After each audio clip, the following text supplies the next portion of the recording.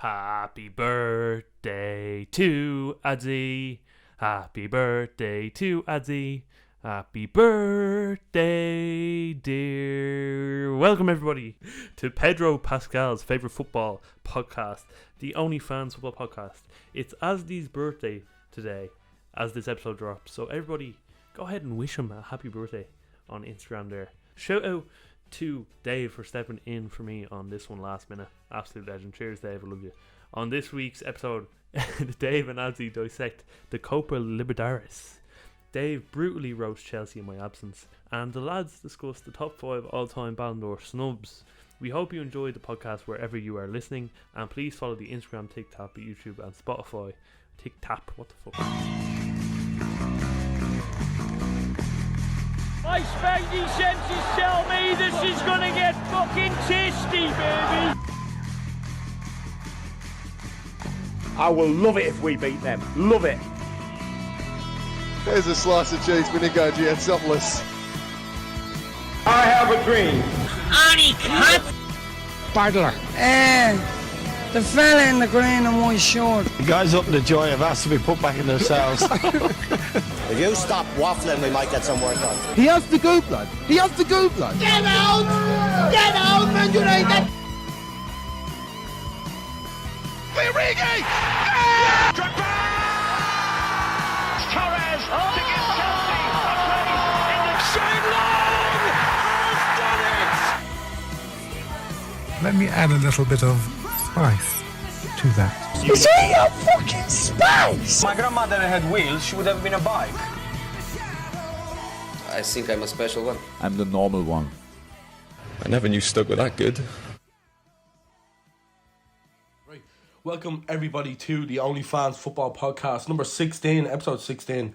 I'm joined this week by my brother Dave. In a strange turn of events, Kieran was flat out Jesus, he's not going to be happy I call him Kieran. Cran was flat out with college work and work in general, and he couldn't make the podcast this week, unfortunately. So I'm delighted to be joined by Dave, who, to be fair, he hasn't seen any football on the weekend, so this is going to be an interesting episode. But Dave, how are you? I'm all good, man. All good. Working flat out the weekend, so I didn't really get to watch the football. But I have a couple of nuggets of knowledge, so I'll try them in when I can. As always you do. So I'll kick off this week. Anyways, I'll talk about my week, Dave, if you don't mind. Yeah, go for it. We're sitting here this morning, by the way, in the Potato Wadge studio. Obviously, Dave being my brother, we live together, unfortunately. And no, I love you, Dave. And we're here drinking lattes from the coffee box of Summerhill. Dave, what do you think of the coffee? It's laced with bleeding lidocaine or something. It's like very, Rockfield. It's very strong. I'm getting the jitters drinking it, but it is sweating here. It is lovely, to be fair. Yeah, it is nice, but so last week, Jesus, what a week, huh? What a week for Kieran to miss as well, by the way. It's as if he bottled this week because Bowes lost and Chelsea drew. Ozzy, I'm doing assignments. Yeah, Kieran, I'm sure. And anyways, what a week. Jesus, I know for myself, it's getting busy with work and stuff, being in the bars, and obviously you're working away, so our consumption of football has been like diminished, sadly. But it is what it is. So I got a lot of text during the week from people going to football matches, and obviously people we don't know, but I'm going to start off with someone you would know. My mate Torlock from Maynooth, he was over in England, right? Alright. And he went to see, I think it was Barnsley and Swansea. I know, that's what I said. Fairly random. It was so random. I think it was either Barnsley and Swansea or Bristol City and Swansea. But you'll appreciate that. He does be listening. And then I had Aoife over, and she lives in Manchester, so she went to Man City and PSG last week. She has a season ticket. She has a season ticket in Man City. Was it on sale for £5? They were giving them out. Yeah, giving them out for free. Yeah. And she took one. But so she was at the PSG game, and she was saying to me she actually missed the Mbappe goal because she was down in the bar, and she didn't know how to pronounce Mbappe either, so it was quite funny. But yeah, so the PSG Man City game, what a game to go to be fair. Man see Messi live, the Ballon d'Or winner as well. Yeah, that's coming up later as well. But I would have loved to have seen that game live. Mm-hmm. If there was any game I could have gone to last week, it would have been PSG and Man City. The El Clasico. The money, the money game, the money ball game, and sponsored by Roman Abramovich. 2-1 in the end to City, and then we had obviously Tom, who was in Germany. Yeah, jeez. And he was in. His stories were good laugh. His stories were fucking amazing. He was in Germany watching Leverkusen and Celtic. And I obviously talked to Tom nearly every day, and he was so buzzing for it. And when Celtic went 2-1 up, I was delighted. Yeah. But I'll be honest with you, and Tom said this himself, if football games finished at the 70th minute, Celtic would be the best team in the world. Yeah. Because when I seen it went 2-1, I was like, this is not ending well for Tom. Yeah. This is just not ending well for Tom. I was thinking that myself. Yeah. And obviously they lost in the end. Sorry, Tom. And his week didn't get Leverkusen are top team. Leverkusen are a top I really team. rate them. They're like it's the Bundesliga. Like they're one of the better teams in the Bundesliga. Which is like it's a very consistent league, and it's in and of itself. And anyway, so what a trip. Leverkusen away. It's like a European away day is on the bucket list. Good beer away day as well. Absolutely. He said it was lovely. Yeah, he had a good time. Anyways, you see the picture of him standing topless. Yeah, man, it was jocks. Shout out to Bucko. The FAI Cup final on Sunday evening. I didn't watch it. I'll be honest with you. I watched the first 45 minutes. I was going to work, and it was like most finals are. Like we've been at a few finals. Yeah. The one for us now is 2011. With Shells and Sligo was a tough one, and to be fair, I can resonate with the Bows fans in the way that they lost or whatever. It's a tight cage game. Now, obviously, we were actually genuinely robbed by the referee, but the game itself of what I've seen. So I did watch it when I got into work then for a bit as well. I didn't see any of the extra time. Obviously, I've seen the goals since. Yeah. But the first 45 minutes were so cagey. They were so nervous. All the FAI Cup finals are kind of like the same for me. Like it's nil all going to half time generally, and then all the half-time talk is, there's going to be goals and there's going to be goals and this. Then the next 45 there's no goals. Then extra time starts to pick up a bit when everyone's tired, and a couple of fresh legs come on with the change, and then you get the goals. Like in France, the only goal that I did see was Forrester's goal, and it was fucking great goal, wasn't it? Right, yeah. It was actually. Do you remember Messi's first goal against Osasuna? Or not, wasn't his first goal. It was like the goal where he just dribbled for it. Just went through a couple of people. Yeah. No, I'm not comparing Gift Forrester. Got a Messi. That one, yeah. I'm not comparing Gift Forrester to Messi in the slightest, but the way he dribbled past the team, and obviously it was a tired Bows team at the time. I think it was the 116th minute. Lovely finish, but for all intents and purposes, we like when I seen the goal went in and work, I was like, well, that's that done. And Bows straight away after the half time, extra time scored. Went to penalties, and Bows had it. They had it in their hands. Yeah, I think they had the winning penalty, and obviously, I can't remember the first fellow who missed one, but Keith Ward missed the last one. He took the point. He took take the point, and the goals will come, as they say in the GAA. It's been a season of what could have been for Bows. They're obviously one of the bigger clubs in Ireland. Like all Dublin teams are the biggest in Ireland.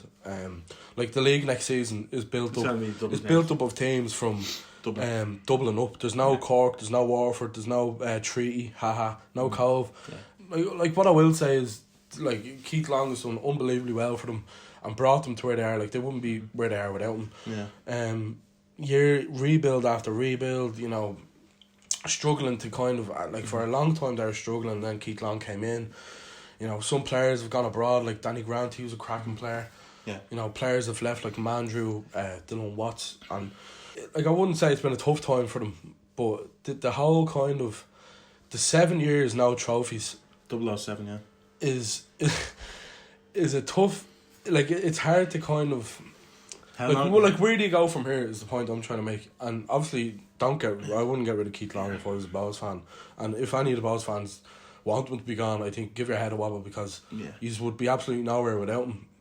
Some of the players like have to look at themselves in the mirror, you know what I mean, and it's a tough one to take. And on penalties, anything can happen. You know what I mean. It's an awful way to lose a game. It's a great way to win a game, mind, but it's an awful way to lose it. And it would have been a tough one to take yesterday, but I'm delighted. I'm happy now myself, but like we know ourselves from being Liverpool fans. At some point, a project needs to fucking pay off. You know what I mean? And every single year, it actually mimics like Liverpool fans. And next year is gonna be our year. And it just isn't. So I'm not gonna lie, I'm fucking delighted myself now. The thing with the final was, and it reminded me of the Champions League final this year, where it was Man City against Chelsea. Yeah. And it's like, it's a lesser of two evils. Mm-hmm. So, pick your poison. Yeah, you know what I mean? Yeah. I didn't want to, come here, if I had a choice, I'd have both them lose. Yeah. Well, look, there's only one loser. But yeah, that was the FAI Cup final anyways, and for Bows, it probably will be another rebuild next year because a lot of their players are gone. Tierney's a cracking player. It's kind of the same thing every He's year. heading over. Georgie Kelly to Derry. There's a lot of players leaving. It's kind of like the same thing every year, barring like Rovers. Like usually there's a massive outtake of players and intake of new players, just because of the way the contracts work over here. But the only team that can really sustain a squad is probably Rovers, and in the end that won't be the better for the league. But it is what it is. You know what I mean? Well, at the minute it's looking like that. Shamrock Rovers, who gave themselves a guard of honour against Bows through the week. I think that's incredibly strange. Yeah, it's so strange. But that's Rovers for anyways. But yeah, shout out to UCD as well, who won the playoff final, who are coming up. They beat Waterford. I think it was 2-1 in the end. Right, okay. Yeah. I think I told you the story. Yeah. The gaffer of Waterford, Mark. Yeah, he's a bit of a landing geezer. You remember landing geezer? Geezer. He got sacked last week from Waterford, seemingly for not. He said this to TalkSport, for seemingly not playing the owner's sons or not having them in his plans. So they sacked him the week of the playoff final. And fair play to Mark, he turned up in the away end for Waterford because it was his team. A lot of players he brought in. How did they think that this was like, this is a great idea, you know what, we'll sack him off? Yeah, no, like it's just poetic justice because no, they deserve, they saw their own bed, they deserve what they got, you know what I mean? It's kind of similar with Ollie, like the player that scored the last goal for him was Van de Beek. You know what I mean? Like these things work out the way they work out. Yeah. But yeah, I'm glad to see it back at Waterford. I'm not a massive fan of them. But, yeah. You'll find out on this podcast, everyone, that Dave isn't a massive fan of a lot of teams and a lot of people. Massive fan of Brentford. I like them. But yeah, that was the week that was. We'll move on briefly to the Premier League, as I said, but we'll start off with the big game anyways. The Sunday game. That's for Cran, because he's got to hate editing that. The Sunday game was Chelsea and Manchester United. Dave won all in the end. Yeah, well, for all intents and purposes, I do slate. I'm not gonna lie, I slate Chelsea and chat a lot. I just have a hatred for them. I'm not gonna have any punches I do, but you have to give it to them. They went out and played football. Didn't give their arse up at home like they usually would do. Well, United aren't really a massive team at the moment. Not anymore, no. Carrick at the helm. Now your man Ralph is coming on the way. Haven't got a clue. We'll talk about that in a second. Yeah, we'll talk about that in a bit. But for all intents and purposes, like United could have won it for only Fred fucked up a chip at the end. He should have squared it to Jesse Lingard or fucking Ronaldo. Ronaldo, yeah. You know what I mean? But in typical Fred fashion, he was finishing like his Brazilian compatriot Fred a couple of years ago. Oh, the striker Fred. Yeah. The budget Salah. Fred and Eddie. Fred and Freddy. Yeah. It wasn't. Look, to be fair to United, I think they started off with a diamond against Chelsea. Yeah. With Bruno on the 10. And Ronaldo's on the bench as well. Ronaldo started on the bench, and there was a whole hullabaloo on Sky about Ronaldo starting on the bench. And to be honest with you, there's arguments to be made for both sides. Yeah. The argument that Keane was making about Ronaldo coming back to United to win cups was absolutely ridiculous. He's back to win the league. Like Neville said in August that if United got Varane, Sancho and Kane, that they would win the Premier League. So they done one better and got Varane, Sancho and one of the best players ever, Ronaldo. Yeah. And now he hasn't said a word since. He wasn't even on Sky the weekend, funny enough. Yeah. So yeah, a bit of a mad one. But for United anyways, I thought they defended very well. To be honest, they were probably unlucky in the way that they gave away. It was harsh, but it was a penalty. It is a penalty, but there's previous of, I think it's Anthony Taylor, isn't it? That's the lads give out the ball fraud. Lads fucking name, ball fraud. But he refereed a game in the FA Cup semi-final. It was just after COVID, and it was United and Chelsea. Yeah. And Kurt Zouma absolutely does the exact same thing as what Wan-Bissaka did to Thiago Silva. Yeah. But he does it to Martial in his box. Yeah. And Taylor didn't give a penalty for that. And he gave a penalty there, so I'll just say that for the lads because I feel like he probably does deserve a bit of a slating. Yeah, some most referees do. Yeah. But oh shit, there's a hole in my bottoms. Sorry, I'm gonna have to answer that. Keep this in. Sorry, I'm not going to lose my train of thought. Yeah. Jorginho's touch. Yeah.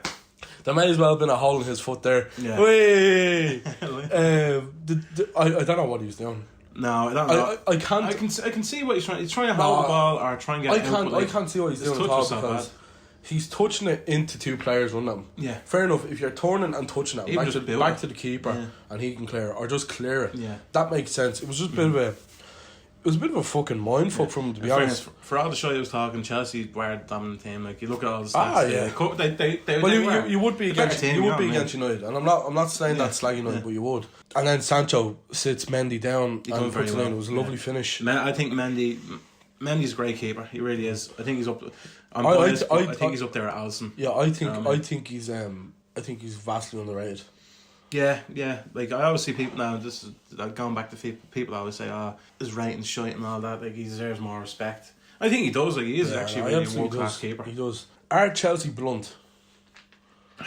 Defensively, they're unstoppable at the minute. Yeah. Defensively, they're untouchable. Like I don't know. I don't think Lukaku's been working out. Now, don't get wrong. I think he's been injured the last couple of games. He's been injured, yeah. But I don't know. I just think the way they're set up, it's set up to win a league title. Like they're very hard to beat. I was saying this before the game the other day. Like we need United to get a point here or something because no one's getting points against them. You know what I mean? They're very strong. Apart from Burnley the other week. Yeah, Burnley as well. But Burnley are epoxy teams play. I hate them. You know what I mean? I do. Dice ball. Fucking hell. I don't know. It's very hard to say. Like they beat Juve 4-0, so like they can't turn it on when they want it. But like it can be frustrating sometimes to watch the football. I want to put the Juve on a bender tax there because they were already through. Yeah, they didn't want to play for like. Yeah. I don't know. I don't think he knows his best forward line with all the players he has. I think sometimes there's just too many players. Yeah. I mean, he has Ziyech, he has Pulisic, he has Lukaku, Werner. Yeah. Havertz, the list goes on. Yeah, he has a lot of riches there, and like to be fair, I don't think Havertz is. I know he's got to go in the final. Yeah, and he is a smashing player, but I don't think he's quite worked out. I think Timo evidently has struggled. He's not the player he was at Leipzig. Yeah, I don't know if that's a transition from the Bundesliga to the Premier League. I have no idea. I'm a big fan of Mount as a player. Yeah, but he doesn't do enough for me. Goal scoring wise, he doesn't score enough goals or do enough assists. Lukaku. I love Lukaku. I'd have loved Liverpool to get. I've said on the podcast before, I'd have loved Liverpool to get Lukaku, but he just hasn't worked out for him so far. Yeah, it's been a struggle for him. So all of this together is they're still top. They're still top. You know what I mean? This is the thing. Man. Defensively, they're unstoppable. They're untouchable. Ralph Rangnick, Dave. Yeah. Real briefly, what do you think about him? I have no clue who he is. Mm-hmm. Apparently, he is the best tutor in the world. I don't know. It kind of feels like Goose Hiddink years ago for Chelsea. I feel like he might win a domestic cup. Could be a hidden gem, but I don't think he's gonna be there for the long haul. No, he definitely isn't. I think it's just a short term contract. He's moving into the director's role when he's finished. Yeah, manager. He'll be manager till the end of the season essentially. He's the mind behind Klopp, Tuchel, Hasenhüttl. What's your man's name? The young fella from Nagelsmann. Yeah. For all intents and purposes, that's a good thing. Even Jurgen said it. Jurgen was terrified of him. Yeah. You know what I mean? Jurgen's like, no, this is, he's a great manager, whatever. Mm-hmm. So it's going to be interesting to see what happens. If you look at some of the stats for United about pressing and, actually defending on the front foot and stuff, they're 19th and 20th ranked in the league for all of them. And in Rangnick's last season at Leipzig, his team were top for all of them. Yeah. So it's going to be very, very interesting to see what happens there because I think, and I was talking to Jer, I'm going to call Jer the United correspondent because I was literally about to say everything United I get off of him and Philly as well. But a good manager can build a team around Ronaldo and they can press. Yeah. And when Ronaldo's positioning, his goal scoring, that's all still there. He still scores goals. His position's unbelievable. So it's going to be interesting to see how that works. Rashford and Sancho don't really press either. So that's going to be a problem. And the idea with Rangnick is that Ten Hag is going to come in then afterwards of Ajax or Pochettino. Yeah. And personally, I would love Ten Hag to not come in because I like this Ajax side. I like what he's built. But Jerry was saying that the step with Rangnick is the first proactive decision the club have made in about 8 years. So he's happy with it. I just don't know how it's gonna work with the press and stuff, but that'll need itself out. That for United to be a success under Rangnick, they will have to press. They'll have to suit the way he plays, you know. Well, my view on it is, like, I don't think they will, because I've said this to you before, and I've said to the lads, like, it feels like a group of players, doesn't feel like a team, you know what I mean? Like, they're not going for one cause, like, Ronaldo does stuff for Ronaldo, you know what I mean?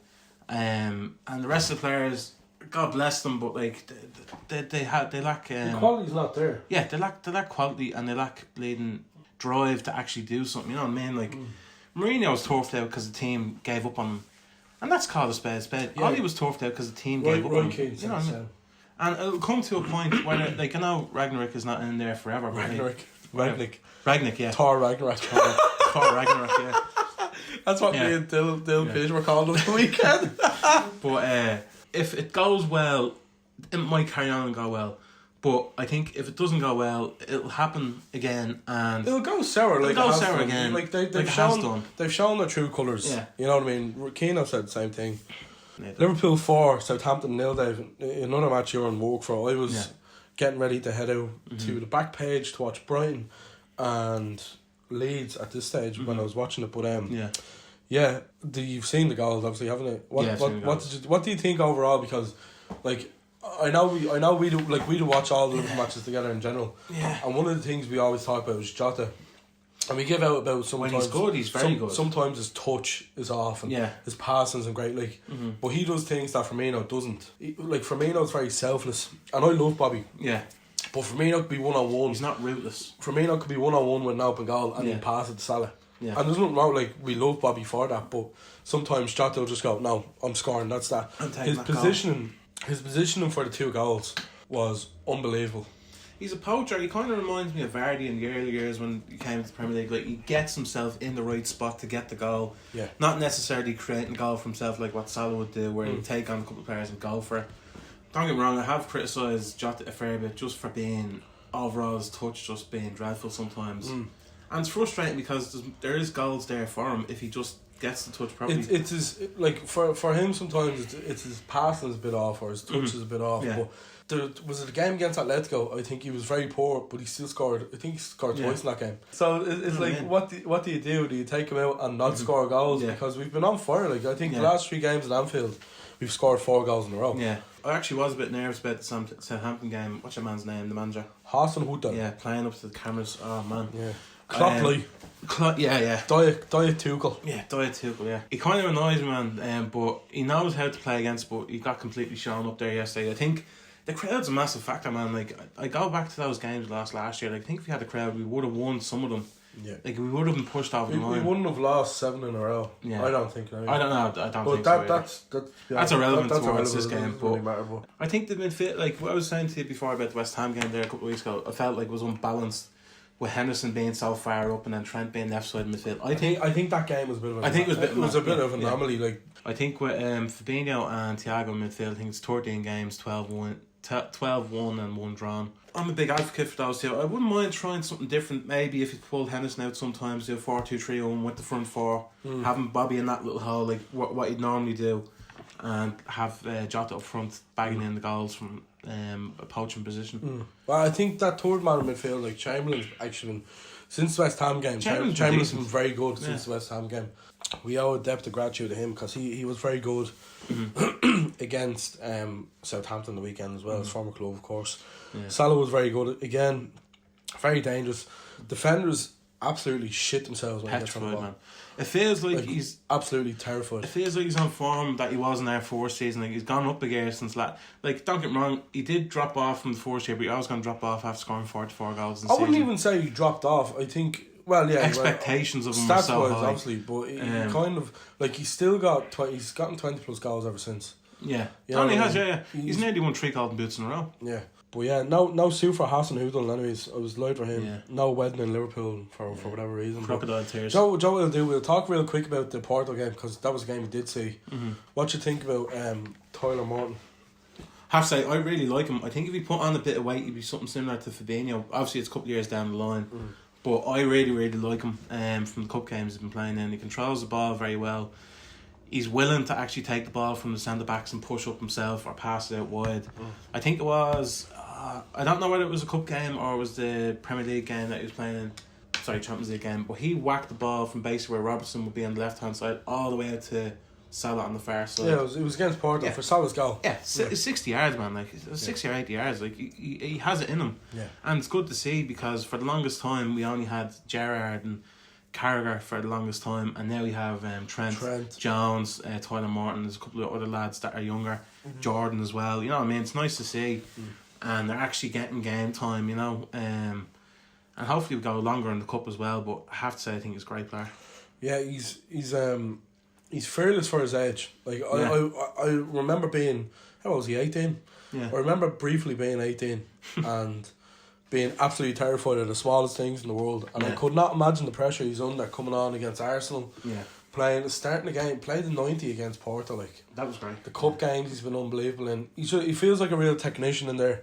And yeah, to be honest with you, I hope he keeps going. I hope he keeps going well. Yeah, he's young. He just needs to fill out a bit more. That's all. Yeah, but he's only a young fella, like so.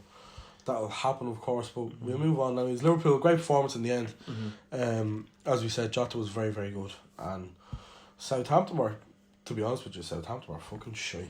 And anyways, we move on to the Arsenal game. Yeah. Arsenal. Now I know you didn't see this. Yeah, that was 2-0 against Newcastle, wasn't it? Arsenal 2, Newcastle 0. How about that? Said the commentator again. I think that's gonna be used every week, just because his name is Eddie Howe. It's fucking shocking. Yeah. Anyways, he started with his mates Richie, Fraser, and Wilson. Richie was, to be fair, he did play a lot on the Bruce. Fraser didn't, and I'm wondering, like, there has to be a reason for that, because for all the sick Bruce he gets, he sees him training every day, and he's dealing with the best of a bad lot. Like he's dealing with, he has to make chicken salad out of chicken shit. You know what I mean? He has to do what he can. I don't know if Fraser has and I was a big fan of Ryan Fraser. He's doing great at the moment, top assist one season, I think. Got 15. He comes in, and he's playing wing back for Eddie Howe with Richie on the other side, and that just not that doesn't feel right. Where was he with Bruce? Where was he when Bruce needed him? Like a player who didn't start, who I think should start, is Miguel Almiron. Yeah, I think he's a cracking player. He's very quick. He has a wonderful left foot. I think they need to get rid of Shelvey midfield, because he's a passenger these days. And anyways, the Arsenal goals. Saka got the first one. Lovely finish again. I think it was passed to him by Tavares at left back, who I don't know how he got out of Liverpool alive, to be honest with you. He should have been shot with his own balls of shite after that game. Yeah, no, he really very poor. But anyways, he got the assist for Saka. Good finish. He's a good player, Saka. I think after the Euros and he missed. I really rate Saka. Yeah, I think he's very, very good. I think a young player like him could have really been disheartened by the penalty miss in the Euros, and thankfully he hasn't, because he is a good player. Smith Rowe, immense again. I love looking at Smith Rowe. I love. There's something about a footballer when they have the socks down, the shin guards are showing, and they're just silky. He glides around the pitch. To be honest with you, I was a bit ignorant towards him. Like, I didn't really know anything about him. I knew he was at Huddersfield for a little stint as well a couple of years ago. But like when he got number 10 at Arsenal, I was kind of like, jeez, I've never even heard this fella. Like, I don't like. I am ignorant. I'd mainly watch Liverpool, but I have to say, man, like, he's unreal. Very good. I think the Arsenal core youth players look really, really good, and unlike some Cran mainly, I actually think Arteta's not doing too badly of a job. He's lasted longer than Lampard, and he won an FA Cup. So yeah, but the main thing is, it was like, no, I'm not saying it's anything similar to us, but you win the games that you haven't won before. So try and weed out the games that you don't win against the smaller teams, because you should be winning those games. Then next season, crack on, try and win a couple of the bigger games against big teams, and then the difference there with us though, when we were the project was starting with Klopp, we were still beating the big teams. Yeah, like we were beating Chelsea and City regularly. It was games like Southampton, like Newcastle, where we were dropping points, Burnley. Yeah, and then it was that 18-19 season where we lost. The only game we lost was City away. We won the fucking Champions League. That was the monster that was made. Klopp made that. Yeah, and from then on we've been what we've been, and. Like, I think it's a big task for Arteta to do that. I do think he's a good manager, mind. I just think it's a big task. I think it's the Arsenal fans just need to contain their expectations a little bit and give him the actual time. To be fair, I don't think they've been too bad this season. I haven't seen any Arteta outshouts. No, I'm not out, but like, even the talk of going to the game against us, they're like, oh, we're 10 games unbeaten, we're going to smash these. That's blind ignorance. No, yeah, it's blind ignorance. It's blind ignorance and bias, though. My point being is, just give them the time, and I personally think the fact that we lost West Ham as well didn't help that. Yeah, I know. Yeah, no, it gives them confidence, but like, talking all that shit, you're just setting yourself up for a massive failure, and you're gonna look terrible for it. But I do think that they're turning the corner, and I do think of themselves and Tottenham and United, I think they might finish above them too. It all depends on how well that Thor Ragnarok fella gets on over at United. I think he needs a good start, because I think it'll go sour fairly quick. Martinelli got the second goal for Arsenal. Lovely finish, ball over the top, and it was actually a lovely goal. He looked at it coming over his left shoulder the whole time, put it in the back of the net, and it was a great finish from him. I'm a big fan of Martinelli. He's been hampered with injuries, and I think if he when Saka and Smith Rowe were coming through, if he had been there as well, I think we'd be talking about a different proposition with Arsenal. He feels like he's a bit behind the two of them lads in terms of development and real quality at the minute. But it was a lovely finish anyways. Easy win for Arsenal, 2-0, and another win for them. And all they can keep doing is just beating what's in front of them. They're not going to challenge for the league this season. They probably won't win anything this season. But progression would be getting back in the Champions League. That would be progression for Arsenal for me. Or even getting into the Europa League. Villa 2, Palace 1, another 3:00. Another win for Stevie G, away to Palace, who have been unbelievable all season. Matt Target with the goal there for Villa to make it 1-0. Matt on target, as Cran would despise me saying that. Matt on target, you can't beat a pun. McGinn-Iniesta with the goal as well. John McGinn-Iniesta. I'm a big fan of McGinn. I actually wouldn't mind him at Liverpool. I have written down about Buendia coming on. He came on, I think, the 88th minute. He's not living up to the price tag or the expectation. No, I feel like he's a perennial championship player. I know it's fairly mean to say, but some players level is championship, and don't get me wrong. Like I think championship is an extremely competitive league when you look across Europe. Like I'd say it's the most competitive league in Europe. I'd nearly turf league out of it and put them as top 5 because no, it genuinely, like, if you do watch the championship, it is a very competitive league. Like there's tons of games. Two games guaranteed a week, you know what I mean? Remember years ago, Eubanks Blake with Wolves, you know what I mean? Like, scored nearly 30 goals and then he done nothing in the league. I'm glad we'll talk about Ivan Toney in a minute. I'm glad Ivan Toney doesn't fall into that bracket. But me too. We move on real quick. Norwich 0, Wolves 0. Another good result for Norwich even.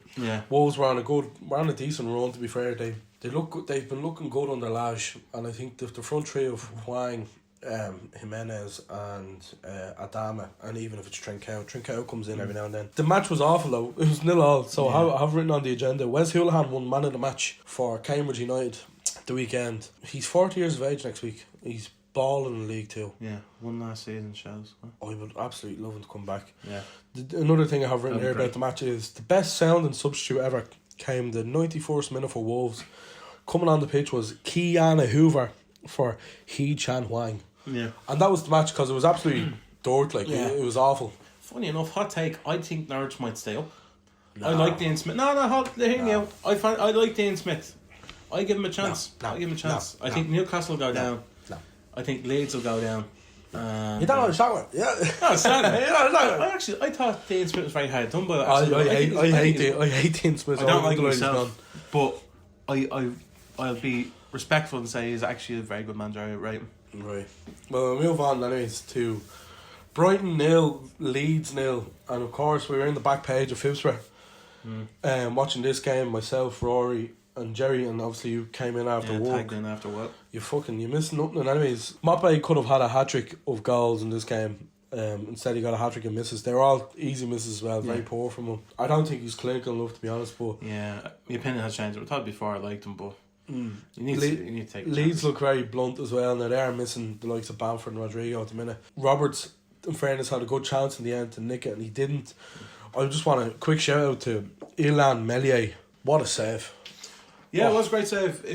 If he was chef's kiss. If he was English now, he'd be the best thing from fucking man. Come here.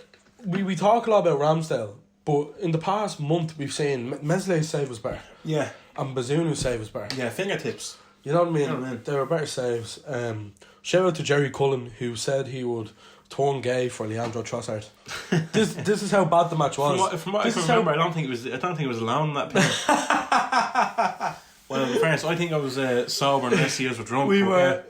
That was how bad the game was. That we were talking about who on the Brighton and Leeds team we would turn gay for. And we were all in agreement that Leandro Trossard was the best looking fella. Brighton's 6th draw this season. The fans were booing at the end of the game. It's become They a need to trend. get a grip. It's become a trend now. I think sports started it. It's fucking disgraceful. I can't believe they're being Brighton. You need to understand your level. You know what I They mean? got a draw at Anfield the other week. Yeah. And they were. I bet you they weren't booing then. They're level on points with United on 18 points. They find themselves 9th in the table. They're above Leicester, who sit 10th. Yeah. And Potter came out and said they're entitled to their opinion, but I completely disagree with them. And I'm glad he said that. I think I'm delighted he what's said the that. history in the Premier League. Yeah. This is true. You But know what I I'm mean? delighted he said that, because he could have easily curled up into a ball and was Yeah. like, I don't want to talk about it. Yeah. The fact that he's come out and said, look, a bit of perspective. Yeah. We're playing some of the best football in the league. Yeah, it's not working at the minute, but we're ahead of Leicester, who are playing Europa League football. We're level on points with one of the most successful teams the world has seen. Yeah, when you look at the budgets, like, they're doing really well. So I think the Brighton fans are off the head. But anyways, we move on. I agree with you on that. I really do. Brentford 1, Everton 0. Ivan Toney, I love him. Cool as ice. His penalty was unbelievable. Yeah. I don't know how he does it, because he doesn't look at the ball once. He puts the ball down and just looks at Pickford. He's taken the Balotelli thing to a whole new level. Yeah. Like, Balotelli at least looked at the ball just before, but like, Jesus Christ, does it. he just shoots it, and he looks the keeper dead in the eye the whole time. I said about man. Jota last week when he sent Ramsdale back to bleeding Sheffield United. But Ivan Toney is as cool as a cucumber in the freezer. Yeah. Unbelievable penalty. And what I really like about him is his all-round play was unreal as well. And if you look at his touch map, he has just as many touches. He has just as many touches in his own half as he does the opposition half. Yeah. So defensively, he's unreal. Everton were very poor. Very, very poor. And it was personified by Andros Townsend's big boot to Onyeka for the penalty. Yeah. I think the writing's on the wall for Rafa. I have written down Rafa on borrowed time. I was going to ask you. I kind of hope he does go, to be honest with you, because I like Rafa. Yeah, he deserves better than Everton. Absolutely. And obviously the Merseyside derby's tomorrow. Tomorrow's my birthday. What a poetic way to spend my birthday. I'm not going to give any predictions or anything, because I don't like giving predictions either.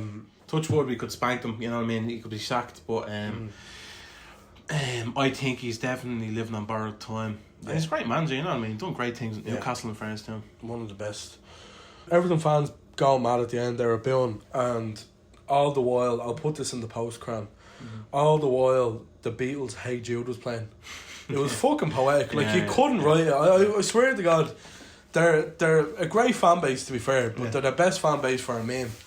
When I seen that video, I was like, nah, get out, Rafa, get the fuck out. And it's just like, hey Jude. Brilliant. Poetry in motion. Burnley postponed game versus Spurs. We're not going to spend too much time on this, but Sean Dyche smiling at the snow was hilarious. Sean Dyche just in a short in the snow was hilarious.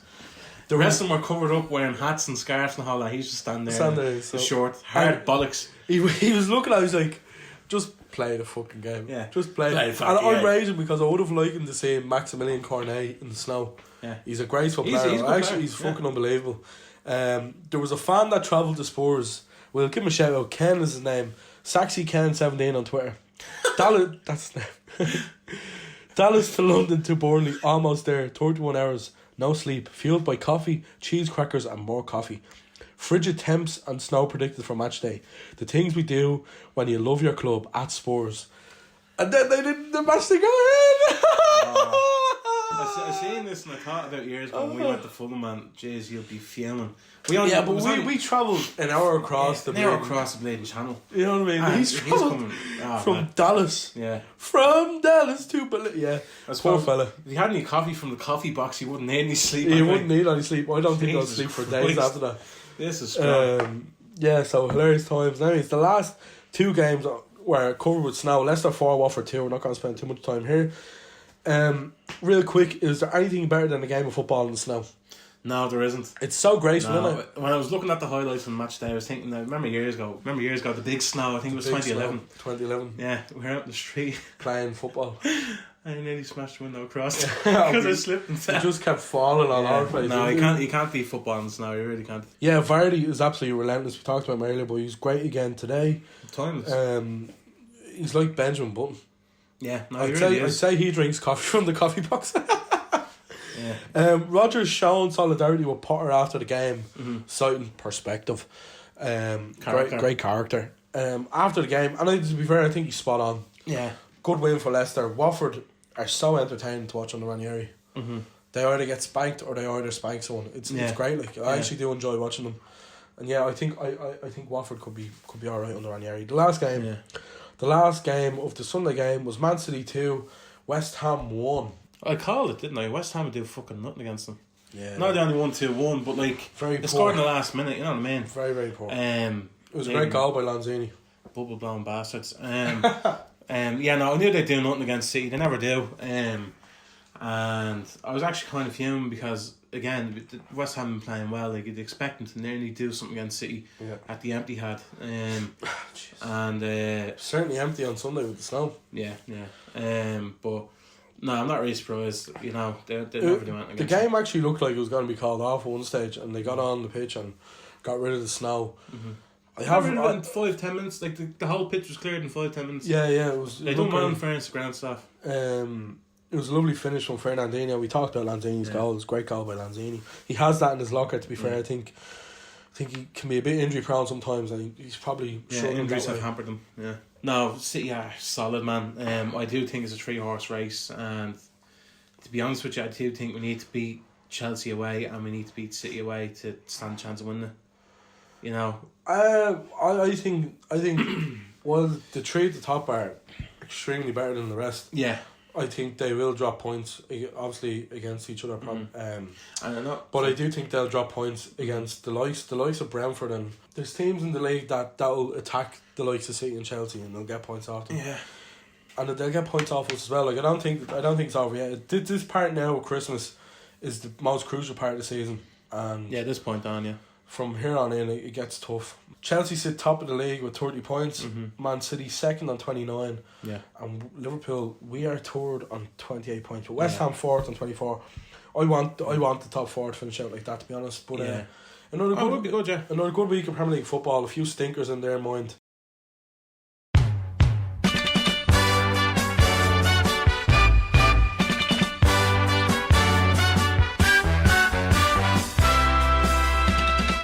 This fella Ronaldo is a cod. So no gimmicks this week at all. We're just going to move on now to our cod of the week. And our cod of the week this week is Keith Ward. Keith Ward of Bohemians, who stepped up to take the 5th penalty. But not only that, he clearly gave the Booker T 5 times of, I want the 5th penalty, I want the glory, I want the 5th penalty. And what happened, Dave? In big John Terry fashion, he did it. He fucking missed it. He fucking missed it. Over the bar, as we said earlier. Take the points and the goals will come. Our cod of the week this week. What? Sorry, you just finished with just Keith Ward. Oh, sorry, Keith Ward. Dave. No, sorry. No, it's done. No, I'm not done.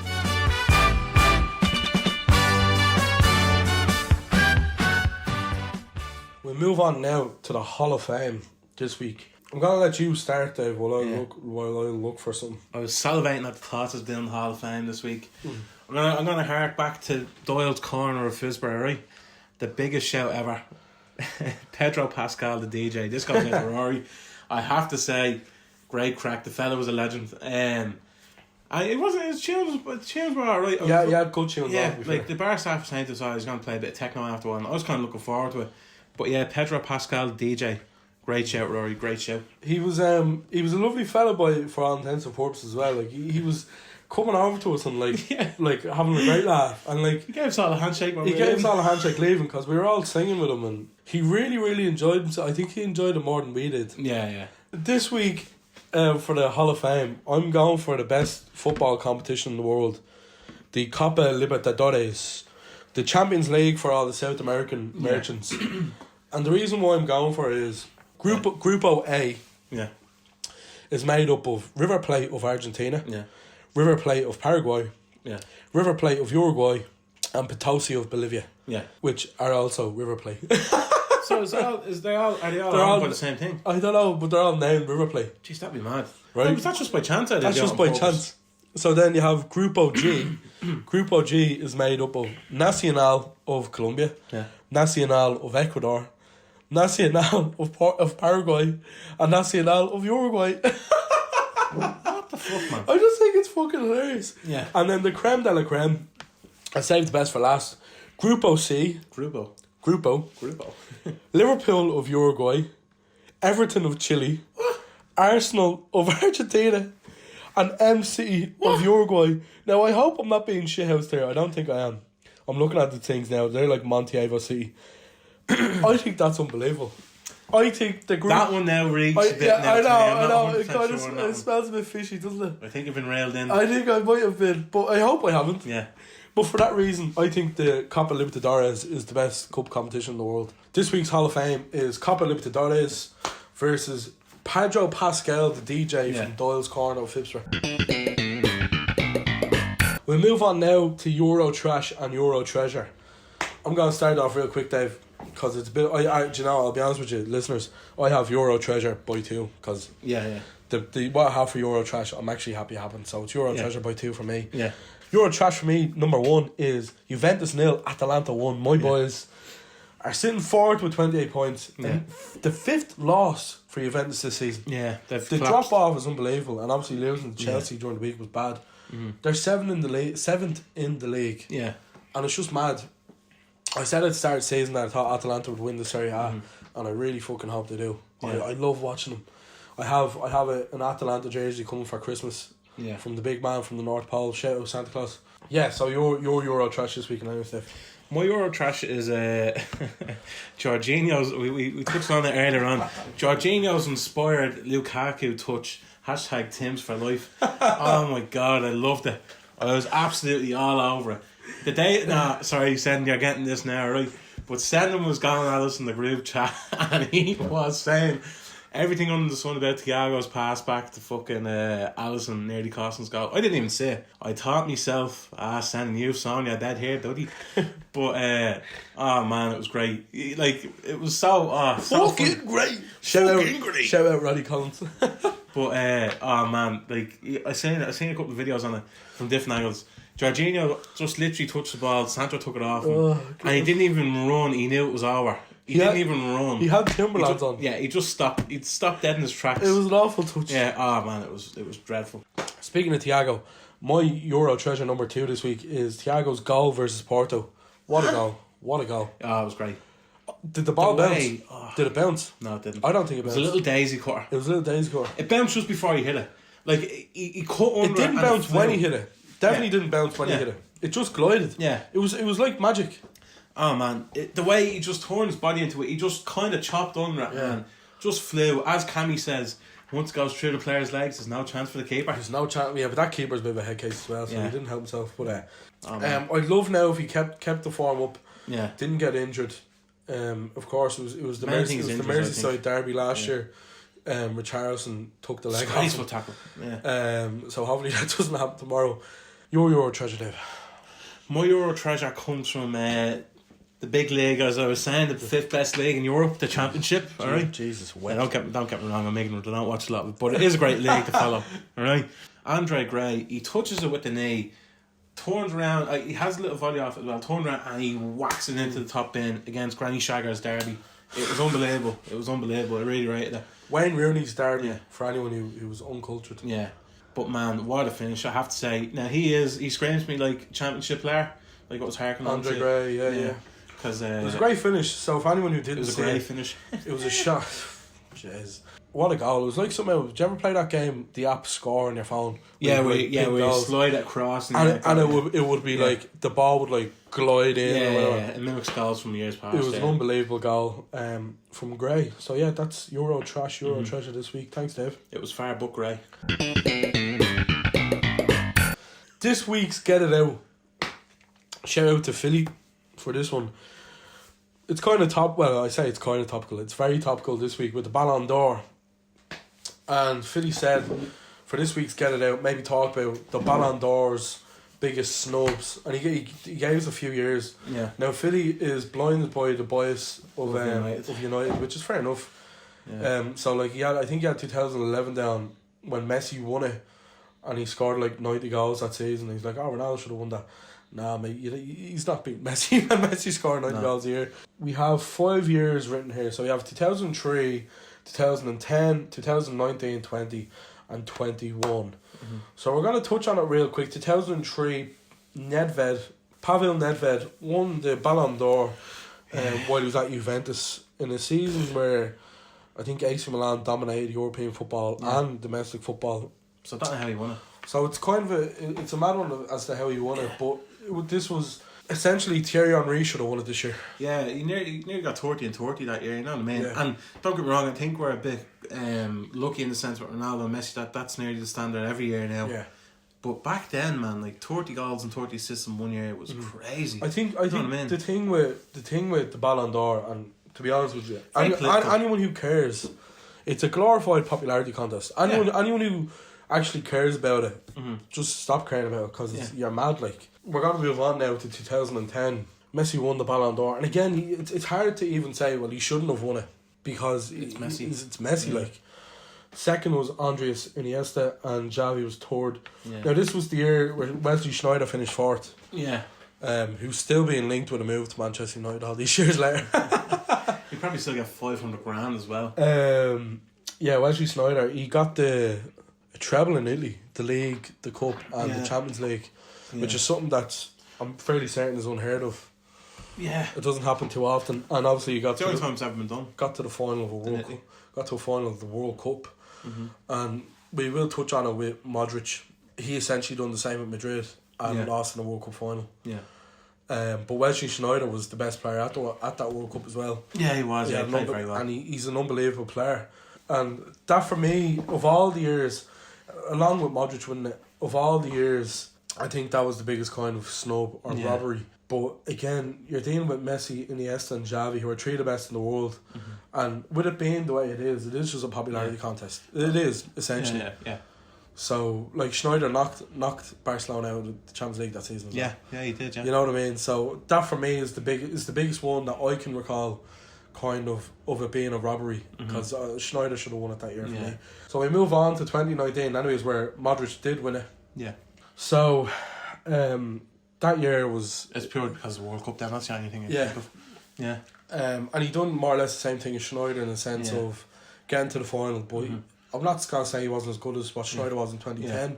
I don't think he was. Yeah. But when you look at the two teams, Sneijder's team is a lot better than that Croatian team. Don't get wrong, there's still good players in Croatian team. I give it to them. There was good players. But that year it should have been either Van Dijk or Salah for me. And I know it's probably a bit of bias there. Rose tinted glasses, yeah. Van Dijk hadn't been dribbled past in that year. Obviously won the Champions League. Lost one game of Premier League football that season.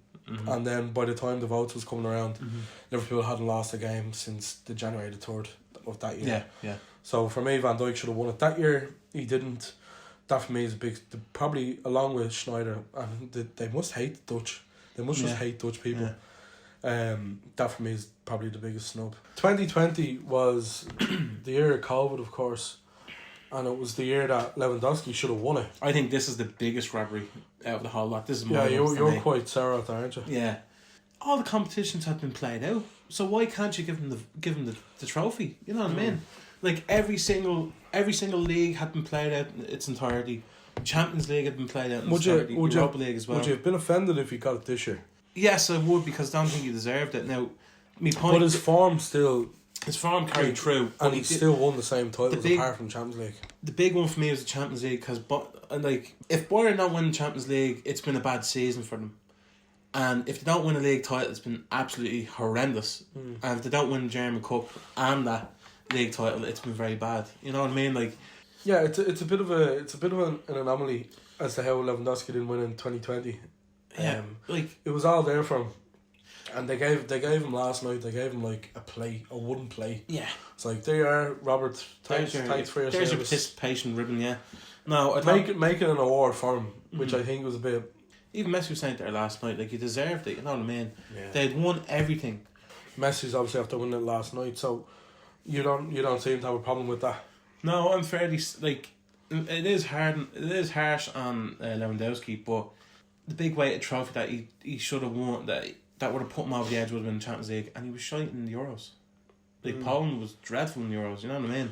Still got 5 goals over though, to be fair. Okay. Yeah, he still performed, like, is what I'm saying. But yeah, like, I mean, the different, like, Messi's the best player that's ever lived. Yeah. Lewandowski isn't. So I'm not going to say it'd be easy for Messi to drag a team. It's like, not. If it would have been easy for Messi, he would have dragged the team to loads more international trophies. That's exactly. So that's why he won it this year essentially. Yeah. I don't have a problem with Messi winning it per se. I have a problem with Jorginho being as high up as he was. He's had a very good season, but the only reason he's second, the only reason he's second for me is he's a spoke in the wheel for two teams that have won 2 European titles. His highlight of the Euros is missing a penalty in the final. Yeah. For a player whose best trait is scoring penalties. Yeah. And he missed it. If that had been the case, he doesn't get anywhere. Yeah. He's not even mentioned then. If they lose the Euros, is what I'm saying. Yeah. And to be fair, he was very good at the Euros in general. Chelsea, you're playing with the best midfielder. For me, the Premier League is probably saying one of the best in Kante. Yeah. I think Kante's an all-time great. I think it was Messi, Lewandowski and Jorginho, wasn't it? Salah is the best player in the best league in the world. This is what we're told. Mm-hmm. He got 23 goals in a season last season with Liverpool. That was like a season any Liverpool fans want to remember. Mm-hmm. I'm not saying he should have won it, but he definitely should have been. Yeah. He should have been ahead of Ronaldo, anyways. But again, it's all irrelevant. It's a popularity contest.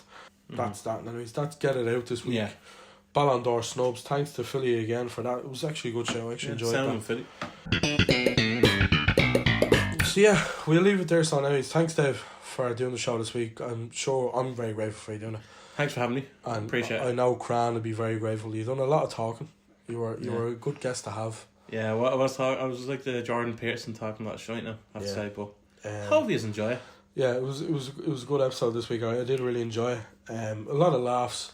And yeah, that's the show this week. Episode 16, the Dave. That's what we're calling it this week, the Dave. Yeah. Hope you all enjoy the show. Hope you all look after yourself. Come with Christmas now. Take it easy. Buy loads of presents. Eat loads of sweets. Drink loads of drink. We'll leave it there. So yeah. Okay. Bye. Bye. Bye. Bye. Bye. Bye.